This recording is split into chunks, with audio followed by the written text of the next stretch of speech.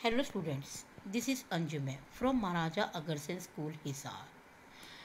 Today we start plus two accounts. लेकिन accounts को start करने से पहले हम अकाउंट्स के सिलेबस को डिस्कस करेंगे कि अकाउंट्स का सिलेबस क्या है। इसके लिए हम सबसे पहले अकाउंट्स का इंडेक्स देखते हैं। देखिए, हमारी अकाउंट्स की दो बुक्स हैं, एक हमारी पार्टनरशिप की है और एक हमारी कंपनी की है। अब हम सबसे पहले फर्स्ट बुक को स्टार्ट कर रहे हैं।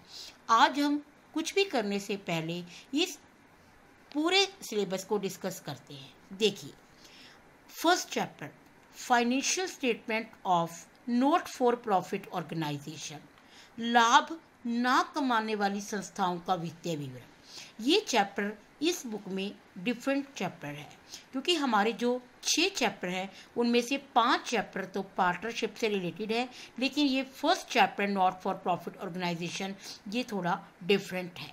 तो इसको हम बाद में करेंगे, पहले हम अपना चैप्टर जो स्टार्ट करेंगे वो सेकंड चैप्टर से करेंगे। अब आपको ये 2 to 6 ये 5 चैप्टर दिख रहे हैं, जिसमें पहला मतलब कि सेकंड चैप्टर है फंडामेंटल्स। देखिए, आपने पार्टनरशिप बिजनेस स्टडी में करी थी प्लस 1 में, लेकिन वहाँ पर हमारा ये थ्योरेटिकल पार्ट था। अब ये सब कुछ हम प्रैक्टिकल करेंगे कि पार्टनरशिप में लोग अपने अकाउंट्स कैसे प्रिपेयर करते हैं। इस फंडामेंटल के चैप्टर में हमारे सारे पार्टनरशिप के रूल्स आते हैं, जो बताएंगे कि किस तरीके से पार्टनर्स अपने अकाउंट को प्रिपेयर करेंगे, किस तरीके से वो interest on capital find out करेंगे, किस तरीके से वो interest on drawing find out करेंगे, पास्ट एडजस्टमेंट अगर कुछ भूल जाते हैं तो कैसे करते हैं। तो हमारा ये चैप्टर बहुत ही इंपॉर्टेंट है, क्योंकि इसके सारे रूल्स हमारे अगले चैप्टर्स में फॉलो होंगे। Third chapter change in profit sharing ratio. देखिए, पार्टनरशिप है तो एक पार्टनर तो होगा नहीं, वहाँ 2 या 2 से ज़्यादा पार्टनर होंगे। तो मान लीजिए पहले वो अपनी इक्वल प्रॉफिट को डिस्ट्रीब्यूट करते हैं, लेकिन फ्यूचर में वो चाहती हैं कि हम अपना प्रॉफिट इक्वल डिस्ट्रीब्यूट ना करें, हम अपने रेशियो को चेंज करें। तो जब वो रेशियो को चेंज करेंगे तो किस तरीके से हमारे अकाउंट्स में चेंज होगा, इस चैप्टर में हमारा ये डिस्कस किया जाएगा। फिर एडमिशन ऑफ ए पार्टनर, कि अगर कोई पार्टनर फर्म में एंट्री करता है, जैसे अगर बाई चांस हमें और कैपिटल की ज़रूरत है या कोई पर्सन बहुत ही एबल है, हम उसे अपना पार्टनर बनाना चाहते हैं, तो जब वो पार्टनर हमारी फर्म में एंटर करेगा तो पुराने पार्टनर्स को अपना कुछ शेयर उसे देना पड़ेगा। तो हमें सैक्रिफाइस रेशियो कैलकुलेट करनी पड़ेगी। तो किस तरीके से हम उस नए पार्टनर को एंट्री देंगे और अपने शेयर्स में उसको शेयर डिस्ट्रीब्यूट करेंगे। नेक्स्ट इज द रिटायरमेंट और डेथ ऑफ ए पार्टनर। देखो, जैसे कोई पार्टनर आया है वैसे ही हमारा कोई पुराना पार्टनर छोड़ के भी जाना चाह सकता है। अगर वो पार्टनर फर्म को छोड़कर जाता है या उस पार्टनर की डेथ हो जाती है किसी पार्टनर की, तो उसके शेयर्स को पुराने पार्टनर खुद ले लेते हैं।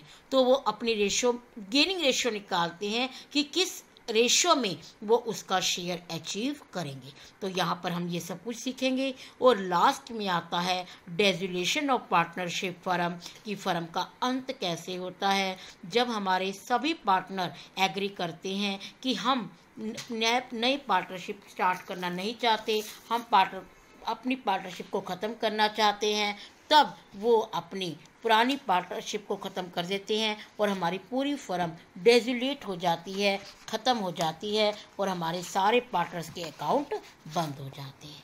इस तरीके से हमारी ये बुक 30 मार्क्स की है। 25 मार्क्स के हमारे ये 5 चैप्टर हैं और ये फर्स्ट चैप्टर जो NPO है ये हमारा 5 मार्क्स का है। तो आज हम थोड़ी सी इंट्रोडक्शन फंडामेंटल की अपनी रीड करेंगे। Yes, this is the second chapter, accounting for partnership firm fundamentals, कि हमारी फर्म के क्या सिद्धांत हैं। देखो, इस चैप्टर को करने के लिए सबसे पहले हमें क्या करना पड़ेगा, पार्टनरशिप की डेफिनेशन। पार्टनरशिप की डेफिनेशन यहाँ पर मैंने आपको बुक ही शो की है। इस बुक में देखो 1932 की धारा 4 की 1932 एक्ट 4 में हमारी पार्टनरशिप की क्या डेफिनेशन दी हुई है। Partnership is the relation between persons who have agreed to share the profit of a business carried on by all or any of them acting as all। कि पार्टनरशिप दो या दो से अधिक व्यक्तियों का पारस्परिक संबंध है जो ऐसे बिजनेस को लाभ में बांटने के लिए सहमत हुए हैं जो सबके द्वारा या उनमें से किसी एक के द्वारा संचालित किया जाता हो। क्या मतलब है इसका? देखो, इसका मतलब है कि ये कुछ पर्सन्स का रिलेशन है। जैसे अगर वो सभी पार्टनर कहते हैं कि हम मिलकर दुकान को चलाएंगे तो सभी के द्वारा संचालित की जाएगी। अगर वो कहते हैं कि उनमें से किसी एक के द्वारा वो संचालित की जाएगी तो अगर वो कहते हैं कि इनमें से किसी एक के द्वारा चलाया जाएगा तो उनमें से कोई एक पर्सन ही पार्टनरशिप को चलाता है, तो तब हम उसको पार्टनरशिप मानेंगे। तो ये सभी के द्वारा भी चलाई जा सकती है और किसी एक के द्वारा भी चलाई जा सकती है। अब हम करेंगे पार्टनरशिप के features. Right any 4 feature of partnership. देखिए, सबसे पहला फीचर है 2 और मोर पर्सन्स। अभी हमने कहा था कि पार्टनरशिप है तो एक व्यक्ति तो नहीं हो सकता, उसमें कम से कम 2 व्यक्तियों का होना अनिवार्य है। तो हमारी पार्टनरशिप के लिए जो कंपनी एक्ट 2013 बनाया गया है उसमें कम से कम तो हमारे 2 पार्टनर होने चाहिए और ज़्यादा से ज़्यादा 50 पार्टनर्स होने चाहिए। लेकिन अगर पार्टनर मोर देन 50 हुए तब हमारी पार्टनरशिप मानी नहीं जाएगी। Second is agreement. उन पार्टनर के बीच में आपस में एक एग्रीमेंट होना चाहिए, क्योंकि इसकी उत्पत्ति ठहराव से होती है, एग्रीमेंट से होती है, कानून से नहीं होती।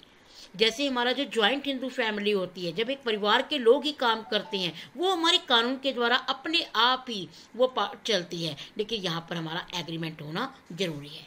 लेकिन ये एग्रीमेंट हमारा रिटन भी हो सकता है और ओरल भी हो सकता है। लेकिन अगर हम फ्यूचर में डिस्प्यूट से बचना चाहते हैं तो हमारा जो एग्रीमेंट है वो रिटन होना सही रहता है, ताकि हमें अपनी सारी रिस्पॉन्सिबिलिटीज, अपने राइट्स पता हो। Third is existence of business and profit motive.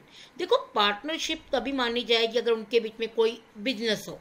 Business भी लॉफुल होना चाहिए, कानूनी होना चाहिए, इलीगल को हम बिजनेस नहीं मानेंगे। और सेकंड, उनका मेन मोटिव प्रॉफिट अर्न करना होना चाहिए, तभी बिजनेस माना जाएगा, अदरवाइज नहीं माना जाएगा।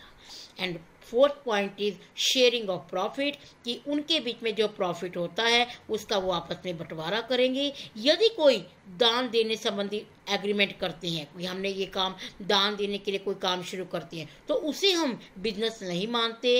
यदि किसी साझेदार को लाभों में हिस्सा नहीं दिया जाता तो भी उस व्यक्ति को हम पार्टनर नहीं मानते। तो पार्टनरशिप में आपस में प्रॉफिट और लॉस को डिस्ट्रीब्यूट किया जाना जरूरी है। इस तरीके से आज हमने ये क्वेश्चन किया कि define partnership and what are its feature. तो ये हमारा सिलेबस है, आप ये सिलेबस भी राइट कर सकते हैं अपनी नोटबुक पर, और ये फर्स्ट क्वेश्चन थ्योरी का आप आज राइट करेंगे। ओके।